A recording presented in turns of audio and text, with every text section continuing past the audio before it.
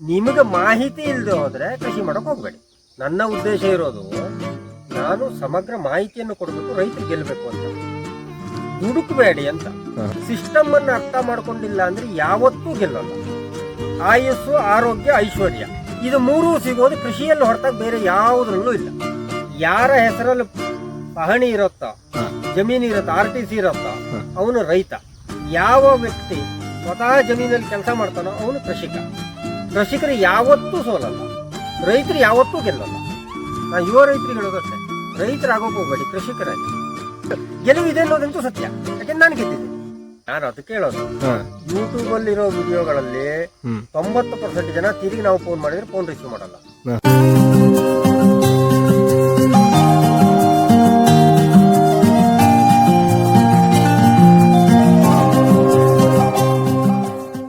ಅದು ಯಾಕೆ, ಹೇಗೆ, ಏನು, ಎತ್ತ ಅದ್ರ ಬಗ್ಗೆ ಕರೆಕ್ಟಾಗಿ ಒಂದು ಮಾಹಿತಿ ತಗೊಂಡೇ ಮಾಡಬೇಕು. ಕೃಷಿ ವ್ಯವಸಾಯನೇ ಮಾಡ್ತೀವಿ ಅಂದವ್ರು ನಾವು ಮಣ್ಣಿಗಿಳಿದು ಕೆಲಸ ಮಾಡೋಂಥವ್ರು ಆಗ್ಬೇಕು. ನೀವ್ ಹೇಳ್ತೀರ ಒಂದು ಮಣ್ಣಿಗಿಳಿದು ಮಾಡಿ ಅಂತ ನಾನು ಹೇಳಲ್ಲ, ಆದರೆ ಸಂಪೂರ್ಣ ಮಾಹಿತಿ ಇರಬೇಕು. ಈಗ ಒಂದು ನೀವು ಗಿಡ ತಂದಿದ್ದೀರಿ, ನೀವೇ ನೆಡಬೇಕು ಅಂತಲ್ಲ, ಅದ್ ನೆಡುವ ವಿಧಾನ ಹೇಗೆ, ಅದಕ್ಕೆ ಏನು ಗೊಬ್ಬರ ಹಾಕಬೇಕು, ಎಷ್ಟು ಹಾಕಬೇಕು, ಯಾವಾಗ ಹಾಕಬೇಕು ಅನ್ನುವ ಸಂಪೂರ್ಣ ಮಾಹಿತಿ ನಿಮ್ಗೆ ಇರಬೇಕು. ನೀವು ಬೇರೆಯವ್ರ ಹತ್ರ ಮಾಡ್ತೀವಿ, ಬೇಜಾರಿಲ್ಲ. ನಿಮಗೆ ಮಾಹಿತಿ ಇಲ್ಲದೆ ಹೋದ್ರೆ ಕೃಷಿ ಮಾಡಕ್ ಹೋಗ್ಬೇಡಿ. ಆ ಮಾಹಿತಿ ತೆಗೆದುಕೊಳ್ಳೋ ವ್ಯವಸ್ಥೆ ಮಾಡ್ಕೊಳ್ಳಿ ಮೊದಲು. ದಯವಿಟ್ಟು ಬರೇ ಯೂಟ್ಯೂಬ್ ನೋಡ್ಕೊಂಡು ಕೃಷಿ ಮಾಡ್ತೀವಿ, ಯೂಟ್ಯೂಬ್ ಅಲ್ಲಿ ಅದು ಅಲ್ಲೊಂದು ಚೆನ್ನಾಗಿದೆ ಅಂತ ಇಲ್ಲೊಂದು ಚೆನ್ನಾಗಿದೆ ಅಂತ ದಯವಿಟ್ಟು ಮಾಡಕ್ ಹೋಗ್ಬೇಡಿ. ಅದೇ ಯೂಟ್ಯೂಬ್ ಅಲ್ಲಿ ಸರ್ ಸುಮಾರು ನೋಡ್ತೀವಿ, ಮೆಣಸು ತುಂಬಾ ಲಕ್ಷಾಂತರ ರೂಪಾಯಿ ಬರುತ್ತೆ ಅಂದ್ರೆ ಸರ್ ಪ್ರಾಕ್ಟಿಕಲ್ ನಾನು ಕೆಲವೊಂದು ಹೋಗಿ ನೋಡಿದ್ದೀನಿ. ಆ ತೋಟನೇ ಆಗಿರಲ್ಲ. ನಾನು ಸುಮಾರು ಈ ಕೃಷಿ ಮಾಡೋಕೆ ಮುಂಚೆ ಸುಮಾರು ತೋಟಗಳು ನೋಡ್ಕೊಂಡ್ ಬಂದಿದ್ದೀನಿ. ಅವ್ರು ನಿಮ್ಮ ತೋಟ ನೋಡಿದಾಗ ಆಗಿದ್ದ ಅನುಭವ ಕೆಲವೊಂದು ಸುಮಾರು ತೋಟಗಳು ಹೋದಿನ ಅಷ್ಟು ಅನುಭವ ಆಗ್ಲಿಲ್ಲ. ಆ ಥರ ಅವ್ರು ಹೇಳಿದ್ದೆ ಒಂದು, ಅಲ್ಲಿ ತೋಟ ನೋಡಿದಾಗ ನೋಡಿದ್ದೆ ಒಂದು. ಖಂಡಿತ ನಾನು ಅದಕ್ಕೆ ಹೇಳೋದು, ಯೂಟ್ಯೂಬ್ ಅಲ್ಲಿ ಇರೋ ವಿಡಿಯೋಗಳಲ್ಲಿ 90% ಜನ ತಿರುಗಿ ನಾವು ಫೋನ್ ಮಾಡಿದ್ರೆ ಫೋನ್ ರಿಸೀವ್ ಮಾಡಲ್ಲ. ಈಗ ವೈಯಕ್ತಿಕ ನಾನು ಎಷ್ಟೋ ಸಾರಿ ನೀವು ಫೋನ್ ಮಾಡಿದ್ರೆ ನಾನು ಸಿಗೋಲ್ಲ. ಯಾಕೆಂದ್ರೆ ನನಗೆ ಸಿಗ್ನಲ್ಲೇ ಇರೋಲ್ಲ. ನಾನು ಸಿಗ್ನಲ್ ಬೇಕಂದ್ರೆ 5 ಕಿಲೋಮೀಟರ್ ಬಂದ್ರೆ ಮಾತ್ರ ಸಿಗ್ನಲ್ ನನಗೆ. ಆದ್ರೆ ಸಿಗ್ನಲ್ಲಿಗಿರೋ ರೈತರು ಸಹಿತ ಫೋನ್ ರಿಸೀವ್ ಮಾಡಲ್ಲ. ನಾನು ತೋಟಕ್ಕೆ ಬರ್ತೀನಿ ಅಂದ್ರೆ ಒಪ್ಪಲ್ಲ. ನಾನು ಒಂದು 2-3 ಜನಕ್ಕೆ ಫೋನ್ ಮಾಡಿದ್ದೆ. ನನ್ನ ಬಗ್ಗೆ ನಾನು ಪರಿಚಯ ಮಾಡ್ಕೊಂಡಿಲ್ಲ ಅವರಿಗೆ. ನಿಮ್ದು ವಿಡಿಯೋ ನೋಡಿದ್ದೀನಿ, ನಾನು ಬರ್ತೀನಿ ಅಂತ. ಸರ್ ಇವತ್ತಿನವರೆಗೂ ನನಗೆ ಅವ್ರ ತೋಟಕ್ಕೆ ಅವರು ಬರೋಕೆ ಅವಕಾಶ ಕೊಟ್ಟಿಲ್ಲ. ಯೂಟ್ಯೂಬ್ ನೋಡಮೇಲೆ ಕುರಿ ಸಾಕಣೆ, ಕೋಳಿ ಸಾಕಣೆ ಅಂತೆಲ್ಲ ತುಂಬಾ ಶೆಡ್ಗೆಲ್ಲ ಖರ್ಚು ಮಾಡಿ ಯೂಟ್ಯೂಬ್ ನೋಡಿ ಈಗ ತುಂಬಾ ಲಾಸ್ ಅನ್ಭವಿಸ್ತಿರೋದನ್ನ ನೋಡಿದೀವಿ. ಸುಮ್ಮನೆ ಏನೋ ಪಾಪ ಅವ್ರಿಗೇನೋ ಮಾಡಬೇಕು ಅನ್ನೋ ಆಸೆ, ಬಟ್ ಆಳವಾಗಿ ತಿಳ್ಕೊಳ್ದೇನೆ ಮಾಹಿತಿ ಕರೆಕ್ಟಾಗಿರೋರೊಬ್ರು ಮಾರ್ಗದರ್ಶನ ತಗೊಳ್ದೇನೆ ಸುಮ್ಮನೆ ಖರ್ಚು ಮಾಡಿ ಎಲ್ಲ ಮಾಡಕ್ ಹೊರಟಿದ್ದಾರೆ. ತುಂಬಾ ನಷ್ಟನೂ ಅನುಭವಿಸ್ತಿದ್ದಾರೆ, ಅದನ್ನು ನೋಡಿದೀವಿ. ಈಗ ನೀವು ನನ್ನ ತೋಟಕ್ಕೆ ಬಂದಿದ್ರಿ. ಬಂದಿದ್ದೆ. ನನ್ನ ಹತ್ರ ನರ್ಸರಿ ಇದೆಯಾ? ಇಲ್ಲ. ನಾನು ಯಾಕೆ ಮಾಡಿಲ್ಲ ನರ್ಸರಿನ? ನನ್ನ ಉದ್ದೇಶ ಇರೋದು ನಾನು ಸಮಗ್ರ ಮಾಹಿತಿಯನ್ನು ಕೊಡಬೇಕು, ರೈತರಿಗೆ ಗೆಲ್ಲಬೇಕು ಅಂತ. ನಾನು ನರ್ಸರಿ ಮಾಡ್ಕೊಂಡ್ರೆ ಏನಾಯ್ತು, ನಂದದು ಬಿಸ್ನೆಸ್ ಆಯ್ತು. ನಾನು ಗಿಡ ಮಾರೋಕೆ ಅಂತ ಹೇಳ್ತೀನಿ ಅಂತ ಆಗತ್ತೆ. ಅಥವಾ ಎಲ್ಲೋ ಒಂಥರ ನನ್ನ ತಲೆಯಲ್ಲೂ ಬರುತ್ತೆ, ನನ್ನ ಹತ್ರ ಇರೋ ಗಿಡ ಸೇಲ್ ಆಗಬೇಕು ಅನ್ನೋದು ಒಂದು ಮೈಂಡ್ ಸೆಟ್ ಆಗ್ಬಿಡತ್ತೆ. ಹಾಗಾಗಿ ನಾನು ಯಾವುದು ಮಾಡದೇ ಇದ್ದು, ಕೇವಲ ಅವರು ಬಿಸ್ನೆಸ್ಗೋಸ್ಕರ ಮಾಡ್ತಾರೋ ಅಥವಾ ನಿಜವಾಗಿ ಅವರು ಮಾರ್ಗದರ್ಶನ ಮಾಡ್ತಾರೋ ಅನ್ನೋದನ್ನು ಅರ್ಥ ಮಾಡ್ಕೊಳ್ಳೋ ಒಂದು ಯೋಚನೆ ನಮಗಿರ್ಬೇಕು. ಯಾರ್ದಾದ್ರು ತೋಟ ನೋಡಕ್ ಹೋದ್ರು ಅದ್ರ ಬಗ್ಗೆ ನಾವು ನೋಡಿ ನಾರು ತಿಳ್ಕೊಬೇಕು. ಅಟ್ಲೀಸ್ಟ್ ಏನಿದೆ, ಹೇಳಿದ್ದಿದ್ಯಾ, ಅವ್ರು ಮಾತಾಡಿದ್ದಲ್ಲಿ ಆಗಿದ್ಯಾ ಅಂತ. ರೈತರಿಗೆ ಏನ್ ಹೇಳಕ್ ಇಷ್ಟಪಡ್ತೀರಾ ಸರ್? ಈಗ ಯುವ ರೈತರಿಗೆ ಏನ್ ಹೇಳಕ್ ಇಷ್ಟಪಡ್ತೀರಾ ಈಗಿಂದೆಲ್ಲ ನೋಡಿ, ಈ ಖರ್ಚು ವೆಚ್ಚಗಳು, ಅವ್ರು ಮಾಡೋ ವಿಧಾನ? ಅಲ್ಲ, ನಾನು ಹೇಳೋದು ದುಡುಕಬೇಡಿ ಅಂತ. ಆ ಸಿಸ್ಟಮ್ ಅನ್ನು ಅರ್ಥ ಮಾಡಿ, ಸಿಸ್ಟಮ್ ಅನ್ನು ಫಾಲೋ ಮಾಡಿದ್ರೆ ಮಾತ್ರ ಗೆಲ್ಲೋಕೆ ಸಾಧ್ಯ. ಕೃಷಿ ಅಂತಲ್ಲ, ಯಾವುದ್ರಲ್ಲೇ ಆಗಲಿ ಸಿಸ್ಟಮ್ ಅನ್ನು ಅರ್ಥ ಮಾಡ್ಕೊಂಡಿಲ್ಲ ಅಂದ್ರೆ ಯಾವತ್ತೂ ಗೆಲ್ಲಲ್ಲ. ಇನ್ನೊಂದು ನಾನು ಎಲ್ಲರಿಗೂ ಕೇಳ್ತೀನಿ, ಪ್ರತಿಯೊಬ್ಬರು ದುಡಿಯೋದು ಯಾಕೆ ಹೇಳಿ? ಯಾವುದೇ ಧರ್ಮ ಇರ್ಲಿ, ಜಾತಿ ಇರ್ಲಿ, ಅವರು ದೇವ್ರ ಪೂಜೆ ಮಾಡ್ತಾರಲ್ವಾ, ದೇವರಲ್ಲಿ ಏನ್ ಕೇಳ್ಕೊತಾರ ಅವರು? ಆಯುಸ್ಸು, ಆರೋಗ್ಯ, ಐಶ್ವರ್ಯ ಅಲ್ವಾ? ಇದು ಮೂರೂ ಸಿಗೋದು ಕೃಷಿಯಲ್ಲಿ ಹೊರತಾಗ ಬೇರೆ ಯಾವುದ್ರಲ್ಲೂ ಇಲ್ಲ. ನೀವು ನೋಡಿ, ಆಸ್ಪತ್ರೆಗಳಿಗೆ ಹೋಗಿ, ಆಸ್ಪತ್ರೆಯಲ್ಲಿರೋ ಜನರನ್ನು ಹಿಂಗೆ ಕ್ಯಾಶುವಲ್ ಆಗಿ ಮಾತಾಡ್ತಿ, ಎಷ್ಟು ಜನ ಅದರಲ್ಲಿ ಕೃಷಿಕರಿದ್ದಾರೆ ನೋಡಿ. ನಾನು ಹೇಳೋದು ರೈತರಲ್ಲ, ಕೃಷಿಕರು ಎಷ್ಟು ಜನ ಇದ್ದಾರೆ ನೋಡಿ. ಕೃಷಿಕರಿಗೂ ರೈತರಿಗೂ ವ್ಯತ್ಯಾಸ ತುಂಬಾ ವ್ಯತ್ಯಾಸ ಇದೆ. ಏನ್ ವ್ಯತ್ಯಾಸ ಇದೆ? ಯಾರ ಹೆಸರಲ್ಲಿ ಪಹಣಿ ಇರುತ್ತೋ, ಜಮೀನು ಇರುತ್ತೋ, RTC ಇರುತ್ತೋ ಅವನು ರೈತ. ಯಾವ ವ್ಯಕ್ತಿ ಸ್ವತಃ ಜಮೀನಲ್ಲಿ ಕೆಲಸ ಮಾಡ್ತಾನೋ ಅವನು ಕೃಷಿಕ. ಹಾಂ ಹಾಂ ಹಾಂ ಹಾಂ. ಕೃಷಿಕರು ಯಾವತ್ತೂ ಸೋಲಲ್ಲ, ಹ್ಞೂ ರೈತರು ಯಾವತ್ತೂ ಗೆಲ್ಲಲ್ಲ. ಹ್ಞೂ ಹ್ಞೂ ಹ್ಞೂ. ನಾನು ಇದಕ್ಕೆ ನಿಮ್ಗೆ ಉದಾಹರಣೆ ಕೊಡ್ತೀನಿ. ಹಾಂ ಉದಾಹರಣೆ ಕೊಡಿ. ನನ್ನ ಫ್ರೆಂಡ್ ಒಬ್ಬನಿದ್ದ, ಹ್ಞೂ ಒಂದು 5 ಎಕರೆ ತೋಟ. ನನ್ನ ಎದುರಿಗೆ ಆಗಿರೋ ಘಟನೆ. ಅವನು ಕೆಲಸಗಾರನಿಗೆ ಫೋನ್ ಮಾಡ್ದ, ಏನೋ ಒಂದಷ್ಟು ಕೆಲಸ ಇದ್ದ. ಅವನು ಕೆಲಸಗಾರ, ಅಣ್ಣ ಅದಷ್ಟು ಕೆಲಸ ಮುಗಿದಿದೆ, ಅದ್ರದ್ದು ಪೇಮೆಂಟ್ ಹಾಕಿ ಅಂದ. ಏನೂ ಮಾಡೇ ಇಲ್ಲ ತೋಟದಲ್ಲಿ. ಯಾಕೆ ನೀವು ಬೆಂಗಳೂರಿಂದ ಬರೋದು 6 ತಿಂಗಳಿಗೆ ಒಂದ್ಸಾರಿ. ಅವ್ನು ಹೆಂಗೆ ಗೆಲ್ಲೋಕೆ ಸಾಧ್ಯ? ಅದೇ ಒಬ್ಬ ಕೃಷಿಕ ಆದರೆ ಅವನ ತೋಟಕ್ಕೆ ಹೋಗ್ತಾನೆ, ಅಲ್ಲಿ ಏನಿದೆ, ಏನಾಗಿದೆ, ಏನು ಹೋಗಿದೆ ನೋಡ್ತಾ ಇರ್ತಾನೆ, ಅವನು ಗೆಲ್ತಾನೆ. ಈಗ ಒಂದು ಗಿಡ ರೈತನಿಗೆ ಗೊತ್ತಾಗೋದು 6 ತಿಂಗಳ ಮೇಲೆ, ಗಿಡ ಸತ್ತ ನಂತರ ನೀರು ಬಿದ್ದಿಲ್ಲ ಅದಕ್ಕೆ ಅನ್ನೋದು. ಆದ್ರೆ ಸ್ವಂತ ಮಾಡೋನಿಗೆ ಅವನು ಹೋಗಿರ್ತಾನೆ, ನೋಡಿರ್ತಾನೆ, ಯಾಕೋ ಗಿಡ ಬಾಡ್ತಾ ಇದೆಯಲ್ಲ, ಏನಾಗಿದೆ ಅಂತ ನೋಡ್ತಾನೆ, ನೀರು ಬೀಳ್ತಾ ಇಲ್ವೋ ಇಮಿಡಿಯೇಟ್ ನೀರು ವ್ಯವಸ್ಥೆ ಮಾಡ್ತಾನೆ, ಗಿಡ ಬದುಕೊಳ್ಳುತ್ತೆ. ರೈತ ಹಂಗಲ್ಲ, ಅವನು ಬರೋದೇ 6 ತಿಂಗಳಿಗೆ ಒಂದ್ಸಾರಿ. ಆ ಥರ ಬೇಡ, ರೈತರಾಗಬೇಡಿ, ಕೃಷಿಕರಾಗಿ. ನಾನು ಯುವ ರೈತರಿಗೆ ಹೇಳೋದಷ್ಟೇ, ರೈತರಾಗೋಕೆ ಹೋಗ್ಬೇಡಿ, ಕೃಷಿಕರಾಗಿ. ಆದ್ರೆ ಒಂದು ಸ್ಪಷ್ಟವಾದ ಭರವಸೆ ಇಡಬಹುದು ನಾವು.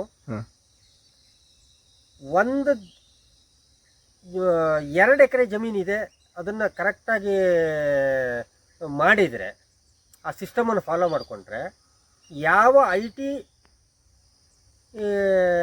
ಬಿ ಟಿ ಅವ್ರು ಇದ್ದಾರಲ್ಲ, ಅವ್ರ ಜೀವನಕ್ಕೂ ಕೊರತೆ ಇಲ್ದೋದ ಜೀವನ ನಾವು ಮಾಡ್ಬೋದು. ನಮಗೆ ಯಾವುದೂ ಕೊರತೆ ಆಗೋಲ್ಲ.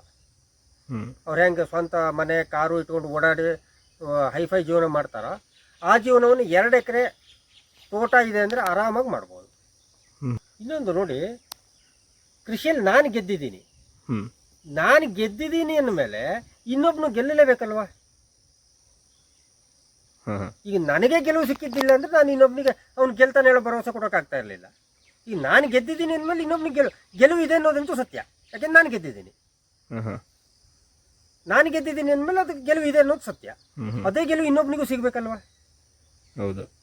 ಮತ್ತೆ ನಾನು ಎಲ್ಲರಿಗೂ ಹೇಳ್ತೀನಿ ಸರ್, ನಮ್ಮದೊಂದು ಜೀವನದಲ್ಲಿ ನಮ್ಮ 40ನೇ ವರ್ಷದವರೆಗೆ ನಮ್ಮ ಹೆಂಡತಿ 45 ವರ್ಷ ಅಂತ ಇಟ್ಕೊಳ್ಳೋಣ. 45 ವರ್ಷದವರೆಗೆ ನಾವು ನಮ್ಮ ಫ್ಯಾಮಿಲಿಗೋಸ್ಕರ ಬದುಕೋಣ. 45 ವರ್ಷದಿಂದ 55 ವರ್ಷದವರೆಗೆ ಸಮಾಜಕ್ಕೋಸ್ಕರ ಬದುಕೋಣ. 55 ವರ್ಷದ ನಂತರ ನಮಗೋಸ್ಕರ ಬದುಕೋಣ. ಈಗ ಹೇಗೆ ಸರ್? 45 ವರ್ಷದವರೆಗೆ ನಮ್ಮ ಫ್ಯಾಮಿಲಿಗೋಸ್ಕರ ಅಂದರೆ ಸಂಪೂರ್ಣ ನಮ್ಮ ಫ್ಯಾಮಿಲಿಯ ಆರ್ಥಿಕ ಭದ್ರತೆಗೆ ನಾವು ಕೆಲಸ ಮಾಡಬೇಕು, ದುಡಿಬೇಕು. 45 ವರ್ಷಕ್ಕೆ ನಮ್ಮ ಟೋಟಲ್ ನಮ್ಮ ಫ್ಯಾಮಿಲಿ ಸಸ್ಟೈನ್ ಆಗಿರಬೇಕು. 45 ವರ್ಷದಿಂದ 55 ವರ್ಷ ಸಮಾಜದಿಂದ ನಾವು ಏನೋ ಪಡ್ಕೊಂಡಿದ್ದೀವಿ, ತುಂಬ ಪಡ್ಕೊಂಡಿದ್ದೀವಿ. ಅದನ್ನು ಮತ್ತೆ ಸಮಾಜಕ್ಕೆ ಕೊಡೋಣ. ಒಂದು 10 ವರ್ಷ ಸಮಾಜ ಸೇವೆ ಮಾಡೋಣ. ಇವತ್ತಿನ ಸಂದರ್ಭದಲ್ಲಿ 60 ವರ್ಷ ದಾಟ್ತು ಅವನು ಬದುಕಿದ್ದಾನೆ ಅಂದರೆ ಅದು ಬೋನಸ್. ಅದು ಆ ಸಂದರ್ಭದಲ್ಲಿ ನಮಗೋಸ್ಕರ ಬದುಕೋಣ. ಅಂದರೆ ಧಾರ್ಮಿಕ ಹಿನ್ನೆಲೆ, ದೇವರು, ಅಥವಾ ನಮ್ಮ ಆರೋಗ್ಯಕ್ಕೆ ಸಂಬಂಧಪಟ್ಟು ವಿಶೇಷವಾದ ಶ್ರಮ ಪಡದೆ ನೆಮ್ಮದಿಯ ಜೀವನ ಮಾಡೋಕ್ಕೆ ನಮಗೋಸ್ಕರ ನಾವು ಬದುಕೋಣ. ಇನ್ನೊಂದು ಮುಖ್ಯವಾದ ವಿಷಯ ಯುವ ರೈತರಿಗೆ ನಾನು ಹೇಳೋದು, ನಮ್ಮ 45 ವರ್ಷದ ಒಳಗೆ, ಅಂದರೆ 45 ವರ್ಷದ ನಂತರ ನಾವು ದುಡಿಲೇಬೇಕು ಅನ್ನೋ ಅನಿವಾರ್ಯತೆಯಿಂದ ಹೊರಗೆ ಬರೋಣ. ದುಡಿದ್ರೆ ಮಾತ್ರ ನಮಗೆ ಅನ್ನ, ದುಡಿದ್ರೆ ಮಾತ್ರ ನಮಗೆ ಜೀವನ ಅನ್ನೋ ಪರಿಸ್ಥಿತಿ ನಾವು ಹೊರಗೆ ಬರೋಣ. 45 ವರ್ಷದೊಳಗೆ ನಾವು ಏನು ಬೇಕೋ ಅಷ್ಟು ಭದ್ರತೆ ಮಾಡ್ಕೊಳ್ಳೋಣ. ಆ ನಂತರ ಎಲ್ಲಿವರೆಗೆ ಆಗುತ್ತೋ ಅಲ್ಲಿವರೆಗೆ ದುಡಿಯೋಣ. ಆದರೆ ದುಡಿದ್ರೆ ಮಾತ್ರ ನಮ್ಮ ಊಟಕ್ಕೆ ಅನ್ನೋ ಪರಿಸ್ಥಿತಿ ನಮಗೆ ಬೇಡ. ಆ ಒಂದು ಭದ್ರತೆ ಬರಬೇಕು ಅಂದರೆ ಕನಿಷ್ಠ 2 ಎಕರೆನ ಸಂಪೂರ್ಣ ವಾಣಿಜ್ಯ ಬೆಳೆಗಳಿಗೆ ಹೋಗ್ಬೇಕು ನಾವು. ಸರ್, ಸಂಪೂರ್ಣ ವಾಣಿಜ್ಯ ಬೆಳೆನೇ ಮಾಡೋದಾದ್ರೆ ಈಗ ಮತ್ತೆ ತರಕಾರಿಗಳು ಸರ್, ನಾನು ಅದಕ್ಕೆ ಲಿಮಿಟೇಷನ್ ಹೇಳ್ತಾ ಇರೋದು 2 ಎಕರೆ ಅಂತ. ಮಿಕ್ಕಿದ್ದು ನೀವು ಏನಾದ್ರು ಮಾಡ್ಕೊಳ್ಳಿ, ಮಿಕ್ಕಿದ್ದು ಮಾಡಿ, ಆಹಾರ ಬೆಳೆಗಳನ್ನು ಮಾಡಿ. 2 ಎಕರೆ ಇದು ಭದ್ರತೆಗೋಸ್ಕರ 2 ಎಕರೆ ಖಂಡಿತ ಸರ್, ಖಂಡಿತ. ನಮ್ಮ ಭದ್ರತೆ, ನಾವು ಇವತ್ತಿನ ಸಂದರ್ಭದಲ್ಲಿ ನಮ್ಮ ಕುಟುಂಬದ ಭದ್ರತೆ ನಾವು ನೋಡ್ಕೊಂಡಿಲ್ಲ ಅಂದ್ರೆ ನಮ್ಮಷ್ಟು ಮೂರ್ಖರು ಯಾರೂ ಇಲ್ಲ. ಅಥವಾ ನನಗಿರೋದು 1 ಎಕರೆ, ದೇಶಕ್ಕೆ ಅಪಾಯ, ನಾನು ಆಹಾರ ಬೆಳೆ ಬೆಳೆದೇ ಹೋದ್ರೆ ಅಂತ ನಾವು ಏನಾದ್ರು ಯೋಚನೆ ಮಾಡಿದರೆ, ನಾಳೆ ನಾವು ಕಷ್ಟದಲ್ಲಿದ್ದೀವಿ ಅಂದರೆ 10 ರೂಪಾಯಿ ಕೊಡೋಕೆ ಯಾರೂ ಬರೋಲ್ಲ. ನಾವು ಸಂಪೂರ್ಣ ಆಹಾರ ಬೆಳೆನೇ ಬೆಳಿತೀವಿ, ದೇಶ ಉದ್ಧಾರ ಮಾಡ್ತೀವಿ ಅಂತ ಹೊರಟ್ರೆ ನಮ್ಮ ಕಷ್ಟಕ್ಕೆ ಬರೋರು ಯಾರೂ ಇಲ್ಲ. ಹಾಗಾಗಿ ದಯವಿಟ್ಟು 2 ಎಕರೆನ ಸಂಪೂರ್ಣ ವಾಣಿಜ್ಯ ಬೆಳೆಗಳಿಗೆ ಹೋಗಿ ನಮ್ಮ ಫ್ಯಾಮಿಲಿಯ ರಕ್ಷಣೆ ಮಾಡ್ಕೊಳ್ಳೋಣ. ಆ 2 ಎಕರೆ ಮೇಲ್ಪಟ್ಟಿರೋ ಜಾಗದಲ್ಲಿ ಆಹಾರ ಬೆಳೆಗಳನ್ನು ಬೆಳೆಯೋಣ. ಮತ್ತೆ ಈ ವಾಣಿಜ್ಯ ಬೆಳೆಗಳು ಕೆಲವು ಆಹಾರ ಬೆಳೆಗಳು ಹೌದಲ್ಲ. ಹೌದೌದು, ಎಲ್ಲ ಆಹಾರ ಬೆಳೆಗಳೇ. ಹಾಗಾಗಿ ಅದು ನಮ್ಗೇನು ಇದಲ್ಲ, ಆರಾಮಾಗಿ ಮಾಡೋಣ. ನಮಗೆ ತುಂಬಾ ಖುಷಿಯಾಗಿದೆ. ಈಗ ನೀವೇ ಖುದ್ದಾಗಿ ಬಂದು 1 ಎಕರೆ ನಮಗೆ ನಿಮ್ಮ ರೀತಿಲೇ ಮಾಡಿಸ್ತಾ ಇದ್ದೀರಾ. ನಮ್ಗೆ ತುಂಬಾ ಖುಷಿಯಾಗಿದೆ. ಇದೇ ರೀತಿ ನಿಮ್ಮಿಂದ ನಾನು ಕೃಷಿಲಿ ಗೆದ್ದು ಬೇರೆಯವರು ಗೆಲ್ಲಿ ಅಂತ ನಿಸ್ವಾರ್ಥದಿಂದ ಬಂದು ನಮ್ಗೆಲ್ಲ ಈ ತರ ಮಾರ್ಗದರ್ಶನ ಕೊಡ್ತಾ ಇದ್ದೀರಾ. ನಿಮಗೆ ತುಂಬಾ ಧನ್ಯವಾದಗಳು ಸರ್. ಈಗ ನಾನು ಮಾಡಿದ ಕೆಲಸ ನೀವು ಮಾಡ್ಬೇಕು ಮತ್ತೆ. ಖಂಡಿತ ಖಂಡಿತ. ನಾನು ಅಲ್ಲಿಂದ ತುಂಬಾ ಸಲ ಬರೋಕ್ ಆಗೋಲ್ಲ. ನಾನು ಅದಕ್ಕೆ ಹೇಳೋದು, ಅಲ್ಲಿ ಒಂದೊಂದು ಹುಡುಗರನ್ನ ತಯಾರು ಮಾಡಬೇಕು ಅಂತ.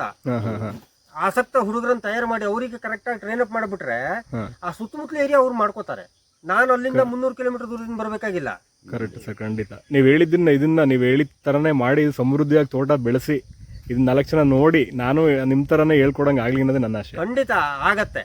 ನಾನು ಹೇಳ್ಕೊಟ್ಟಿರೋ ವಿಷಯಗಳನ್ನ ತಲೆಗೆ ತಗೊಳ್ಳಿ, ಕೆಲವೊಂದನ್ನ ಲಿಖಿತ ರೂಪದಲ್ಲಿ ಬರೆದಿಟ್ಕೊಳ್ಳಿ, ಕೆಲವೊಂದು ವಿಡಿಯೋ ಮಾಡಿ ಇಟ್ಕೊಳ್ಳಿ. ನೀವು 100ಕ್ಕೆ 100 ಗೆಲ್ತೀರಿ. ಇನ್ನೊಂದು 10 ಜನರನ್ನ ಗೆಲ್ಸಿ. ಖಂಡಿತ. ಈಗ ನಾನು ಇಷ್ಟು ಬೆಳೆಯುವಾಗ ನಾನು ತುಂಬಾ ಸಮಯ ಬೇಕಾಗಿದೆ ನನಗೆ. ಆದ್ರೆ 3 ವರ್ಷಕ್ಕಿಲ್ಲ ಆದಾಯ ಕಂಡಾಗ ಯಾರೋ ಒಬ್ರಿಬ್ರು ಮೊದ್ಲು ಅವರ ಹತ್ತಿರದ ರಿಲೇಷನ್ಸ್ ಅಥವಾ ಅವ್ರ ಫ್ರೆಂಡ್ ಸರ್ಕಲ್ ಅವರು ಅಲ್ಲಿ ಚೆನ್ನಾಗಿದೆಯಾ ನಾನು ಮಾಡ್ತೀನಿ, ಇಲ್ಲಿಂದ ಒಂದು 10 ಕಿಲೋಮೀಟರ್ ದೂರದಲ್ಲಿ ಯಾರೋ ಒಬ್ರು ಮಾಡಿದ್ರು ಅಂದ್ರೆ ಅಲ್ಲಿಂದ ಹಂಗೆ ಬೆಳ್ಕೊಂಡು ಹೋಗುತ್ತೆ. ಸ್ವಲ್ಪ ಟೈಮ್ ತಗೊಳುತ್ತೆ. ಒಂದು 3 ವರ್ಷಕ್ಕೆ ಶುರುವಾಗ್ಬಿಡುತ್ತೆ. ಖಂಡಿತ ಶುರುವಾಗುತ್ತೆ. ಆಗ್ಬೇಕು ಸರ್. ಇದು ತುಂಬಾ ನೋಡಿದ್ರೆ ಬೆಳೆ ಅಷ್ಟು ಇಲ್ಲ. ರೈತರು ತುಂಬಾ ಹಿಂದೆ ಹೋಗ್ತಾ ಇದಾರೆ. ಮಿಕ್ಕಿದೆಲ್ಲ ಮುಂದೆ ಹೋಗ್ತಾ ಇದೆ. ಟೆಕ್ನಾಲಜಿ ಆಗ್ಲಿ ಏನೇ ಆಗ್ಲಿ ಮುಂದೆ ಇದೆ. ಆದ್ರೆ ರೈತರು ಮತ್ತೆ ತುಂಬಾ ಹಿಂದೆ. ಟೆಕ್ನಾಲಜಿ ಅಂತ ಕೂಡಲೇ ನೆನಪಾಯ್ತು. ಕುಂದಾಪುರದಲ್ಲಿ ಒಂದು ತೋಟ ಮಾಡಿಸಿದೀನಿ. ನೀವು ಯಾವಾಗ್ಲೂ ಬನ್ನಿ, ನಾನು ಕರ್ಕೊಂಡು ಹೋಗಿ ತೋರಿಸ್ತೀನಿ. 3 ತಿಂಗಳಿಗೆ ಒಂದ್ಸರಿ ಗೇಟ್ ಬಾಗಿಲು ತೆಗಿತೀವಿ. ಒಂದು ಸರಿ ಬಾಗಿಲು ತೆಗೆದು 3 ದಿವಸ ಅಥವಾ 4 ದಿವಸ ಕೆಲಸ ಮಾಡಿ ಬಂದು ಬಿಟ್ರೆ ಮತ್ತೆ ಗೇಟ್ ಬೀಗ ತೆಗೆಯೋದು 3 ತಿಂಗಳ ನಂತರ. ಹೆಂಗ್ ಬರ್ತಾ ಇದೆ ನೋಡಿ ತೋಟ. ಅಂದ್ರೆ ಕೃಷಿಯಲ್ಲಿ ಏನು ಸಮಸ್ಯೆ ಅಂತ ಹೇಳ್ತಾರೆ ಹೇಳಿ? ಕೂಲಿಗಾರರ ಸಮಸ್ಯೆ, ನಮಗೆ ಕೆಲಸಗಾರ ಸಿಗೋಲ್ಲ ಅಲ್ವಾ? ಮೇನ್ ಸಮಸ್ಯೆ ಅಲ್ವಾ? 3 ತಿಂಗಳಿಗೆ ಒಂದ್ಸಲಿ 4 ಜನ ನಾವು ಕೆಲಸ ಮಾಡೋದಲ್ಲಿ. ನಾನು ಮಾಡೋಲ್ಲ, ಕೆಲಸಗಾರರು ಮಾಡ್ತಾರೆ. ಪ್ರತಿ 3 ತಿಂಗಳಿಗೆ ಒಂದ್ಸಲ ಬಾಗಿಲು ತೆಗಿಯೋದು, ಗೇಟ್ ಬೀಗ ಹಾಕಿ ಬಂದ್ರೆ ಮತ್ತೆ 3 ತಿಂಗಳು ಆ ಕಡೆ ಮಕ್ಕ ಹೋಗಲ್ಲ. ಸರ್ ನೀರು ಎಲ್ಲ ಹೆಂಗ್ ಮೇಂಟೈನ್ ಮಾಡ್ತೀರಾ? ಎಲ್ಲ AI ತಂತ್ರಜ್ಞಾನ. ತೋಟಕ್ಕೆಲ್ಲ AI ತಂತ್ರಜ್ಞಾನ ಮಾಡಿದ್ರೆ ಕೃಷಿಯಲ್ಲಿ ಮೇನ್ ಬೇಕಾಗಿರೋದು ಯಾವುದು? Water management. ಈ ಭಾಗಗಳಿಗೆ, ನಮ್ಮ ಭಾಗದಲ್ಲಿ ಅದು ಇಲ್ವೇ ಇಲ್ಲ, ಸಮಸ್ಯೆನೇ ಇಲ್ಲ. ನಾವು ವಾಟರ್ ಮ್ಯಾನೇಜ್ಮೆಂಟ್ ಅಂದ್ರೆ ನೀರೇ ಬಿಡೋಲ್ಲ ತೋಟಕ್ಕೆ. ವಾಟರ್ ಮ್ಯಾನೇಜ್ಮೆಂಟ್ ಮಾತ್ರ ನಮಗೆ ದೊಡ್ಡ ಸಮಸ್ಯೆ. ಪ್ರತಿನಿತ್ಯ ನಾವು ಮಾಡಲೇಬೇಕಾದ ಕೆಲಸ ಕೃಷಿಯಲ್ಲಿ ಅಂದ್ರೆ ವಾಟರ್ ಮ್ಯಾನೇಜ್ಮೆಂಟ್. ಬಳಸಿ ಮುಗೀತು. ಒಂದ್ಸಲ ಇನ್ವೆಸ್ಟ್ ಮಾಡಿ ಮುಗಿಸ್ಬಿಟ್ರೆ ಮುಗಿದೋಯ್ತು. ನೀವು ಮತ್ತೆ ಒಂದು 10-20 ವರ್ಷ ಆ ಕಡೆ ಗಮನ ಕೊಡೋ ಕೆಲಸನೇ ಇಲ್ಲ. ಮಾದರಿ ತೋಟ ತೋರಿಸ್ತೀನಿ ನಾನು, ಕುಂದಾಪುರದಲ್ಲಿ ಮಾಡ್ತಿದ್ದೀವಿ. ಸರ್ ಒಂದ್ಸಲ ನೋಡ್ಬೇಕು ಅದನ್ನ. AI ಮಾದರಿ ನಾವು ಇದುವರೆಗೂ ನಿಮ್ಮ ಬೈಲೆ ಕೇಳ್ತಿರೋದು, ತೋಟಕ್ಕೆ AI ಮಾದರಿ ಹೇಗೆ ಅಂತ ಗೊತ್ತಿಲ್ಲ. ಒಂದ್ಸಲಿ ಭೇಟಿ ಮಾಡೋಣ ಸರ್. ಖಂಡಿತ. ಒಂದ್ಸಲ ಬಹಳ ಖುಷಿ ಆಗತ್ತೆ. ಎಷ್ಟು ಚೆನ್ನಾಗಿದೆ ಆ ತೋಟ. ನಿನ್ನೆ ಮತ್ತೆ ಫೋನ್ ಮಾಡಿದ್ರು ಅದ್ರ ಓನರು, ಹೊರಗಡೆ ತೋಟ ಅದ್ಭುತವಾಗಿ ಬರ್ತಾ ಇದೆ ಅಂತ. ಒಂದು ಗಿಡನೂ ಸತ್ತಿಲ್ಲ ಅಂತ ಫೋನ್ ಮಾಡಿದ್ರು. ನಾವ್ ಇಲ್ಲಿ ಮ್ಯಾನ್ಯುವಲ್ ನೀರಾವರಿ ಮ್ಯಾನೇಜ್ಮೆಂಟ್ ಮಾಡೋರ ಹತ್ರ ನೀರು ಸರಿಯಾಗಿ ತಾಗಿಸದೆ ಗಿಡ ಕೊಂಡ್ಕೋತೀವಿ. ತಂತ್ರಜ್ಞಾನ ಮಾಡಿರೋದು ಒಂದು ಗಿಡ ನೀರಿಲ್ಲದೆ ಸತ್ತಿಲ್ಲ. ಅದ್ಭುತವಾಗಿ ಬಂದಿದೆ. 3 ತಿಂಗಳಿಗೆ ಒಂದ್ಸರಿ ತೋಟಕ್ಕೆ ಹೋದ್ರೆ ಸಾಕು. ಅಲ್ಲಿ ಕೂಲಿಕರ ಅವಶ್ಯಕತೆ ಏನು ಉಳುತ್ತೆ ನಮಗೆ? ಅದೇ ನಾವು ತೋಟಕ್ಕೆ ಅಂತ ಇದೆ ಸರ್. ನಿಮ್ಮ ಬೈಲಿ ಫಸ್ಟ್ ಕೇಳ್ತಿರೋದು ನಾನಂತೂ ನೋಡಿಲ್ಲ. ಒಂದ್ಸಲ ಖಂಡಿತ ನೋಡ್ಬೇಕು, ತೋರಿಸ್ಬೇಕು ನೀವು. ಈಗ ಹೈದರಾಬಾದಲ್ಲಿ ಮಾಡಿಸ್ತಾ ಇದೀವಿ. ಒಂದು 100 ಎಕರೆ AI ತಂತ್ರಜ್ಞಾನ ಬಳಸಿ ಮಾಡ್ತಾ ಇದೀವಿ. ಹೌದಾ? ಹೈದರಾಬಾದಲ್ಲಿ ಸರ್ ನೀವು ತುಂಬಾ ಹೊರ ರಾಜ್ಯಗಳಿಗೆ, ಹೊರ ಸ್ಟೇಟ್ ಎಲ್ಲ ಹೋಗ್ಬಿಟ್ಟು ಬರ್ತಿದ್ದೀರಾ ಅಂತ ಕಾಣಿಸುತ್ತೆ. 18 ಜಿಲ್ಲೆ ಒಳಗಡೆ ಕೆಲಸ ಮಾರ್ಗದರ್ಶನ ಕೊಡ್ತಿದ್ದೀರಾ? ಕೊಡ್ತಿದ್ದೆ. ಈಗ ಹೈದರಾಬಾದ್ ಅವರು ಒಬ್ರು ಅನಿವಾರ್ಯವಾಗಿ ನಾನು ಅವ್ರ ಜೊತೆಗೆ ಕೈ ಜೋಡಿಸೋ ಪರಿಸ್ಥಿತಿ ಆಯ್ತು. ತುಂಬಾ ಆತ್ಮೀಯರಾಗ್ಬಿಟ್ರು. ಅವ್ರಿದ್ದೊಂದು 300 ಎಕರೆ ಮಾಡ್ತಾ ಇದೀವಿ ಅಲ್ಲಿ. ಒಬ್ರದೇ 300 ಎಕರೆ ಫ್ರೆಂಡ್? ಅವ್ರೊಂದು 4-5 ಜನ ಸೇರ್ಕೊಂಡು.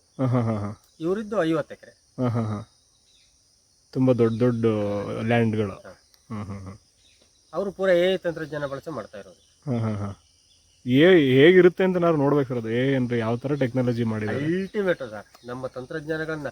ನಾನು ಹೇಳೋದು ಅದನ್ನೇ. ಕೃಷಿಯಲ್ಲಿ ಇನ್ನೊಂದು ನಾನು ಕೇಳ್ತೀನಿ, ಜೀವನದಲ್ಲಿ ಸ್ಮಾರ್ಟ್ ವರ್ಕ್ ಮಾಡೋರು ಗೆಲ್ತಾರ, ಹಾರ್ಡ್ ವರ್ಕ್ ಮಾಡೋರ? ಸ್ಮಾರ್ಟ್ ವರ್ಕ್ ಅಲ್ವಾ? ಹಾರ್ಡ್ ವರ್ಕ್ ಮಾಡ್ರೆ ಗೆಲ್ಲಲ್ಲ. ಎಲ್ಲಿ ಸಾಧ್ಯ ಇದೆಯೋ ಅಲ್ಲಿ ಆ ಒಂದಷ್ಟು ತಂತ್ರಜ್ಞಾನಗಳನ್ನು ನಾವು ಬಳಸ್ಕೊಳ್ಳೇಬೇಕು. ಹಾಂ ಹಾಂ ಹಾಂ ನಮ್ಮ ಶ್ರಮ ಕಡಿಮೆ ಆಗುವಂಗೆ, ಟೈಮ್ ಸೇವ್ ಆಗುವಂಗೆ ಒಂದಷ್ಟು ತಂತ್ರಜ್ಞಾನವನ್ನು ನಾವು ಬಳಸ್ಕೊಳ್ಳೇಬೇಕು. ಹ್ಞೂ ಹ್ಞೂ ಕೃಷಿಯಲ್ಲೂ AI ತಂತ್ರಜ್ಞಾನ ಬಳಸ್ಕೊಂಡು ಮಾಡ್ಬೋದು ಸರ್, ಗೆಲ್ಬೋದು ತುಂಬ ಸುಲಭ. ಸರಿ ಸರ್, ತುಂಬ ಧನ್ಯವಾದ ನೀವು ಇಲ್ಲಿ ಬಂದು ಮಾಡಿ ಹೇಳ್ಕೊಟ್ಟಿರೋದಕ್ಕೆ. ನಾವು ಇದೊಂದು ಎಕರೆ ಈಗ ಸ್ಟಾರ್ಟ್ ಮಾಡ್ತಿದ್ದೀವಿ, ಇದನ್ನೆಲ್ಲ ಕಂಪ್ಲೀಟ್ ಆದಮೇಲೆ ಒಂದು ವೀಡಿಯೋ ಮಾಡ್ಬಿಟ್ಟು ನಿಮ್ಗೆ ಆಗಿ ತೋರಿಸ್ತೀನಿ ಹೇಳಿದ್ರೆ. ಸರ್ ನಮಸ್ಕಾರ ಸರ್. ನಮಸ್ತೆ.